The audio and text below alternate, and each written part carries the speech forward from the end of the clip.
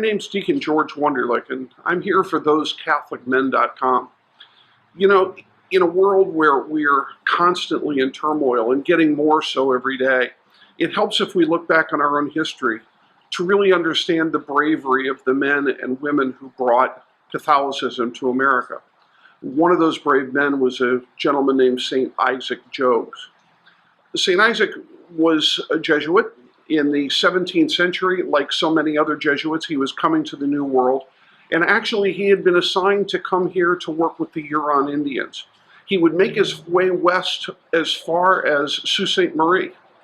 And on his way back, unfortunately, he was captured by Iroquois Confederation's partners, the Mohawk Indians, who put him through a really terrible thing. They gave him and his Huron Christian companions a ritualistic torture. And that ritualistic torture was to chew off their index fingers. Now, he would eventually be sold into slavery, and he would be rescued from that slavery by Dutch traders who would buy him out, take him to New Amsterdam, now known as New York, and eventually he would wind up back in France. Everyone having thought he was dead, everyone considered him a martyr. And as a living martyr, he was given a special gift by the Pope. The Pope allowed him to continue to say Mass, despite the fact that in those days you could only ever touch the host with your forefinger and thumb. And of course, he had no forefingers.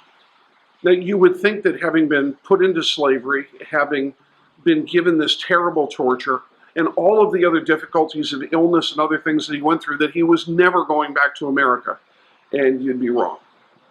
The first thing he did when he got back was request to come back to the very people that put him into slavery. Agreements between the French and the Mohawk Nation finally occurred, and he was sent as an ambassador right back to the very people who had tortured and enslaved him. Unfortunately, the Mohawks would later kill him because of an outbreak of an epidemic that they blamed on the visiting Christians. The fact of the matter is, he brought many to the faith. He went back and sacrificed himself even for the very people who would hold him captive and torture him. That is truly the type of sacrificial love that Christ asks from all of us.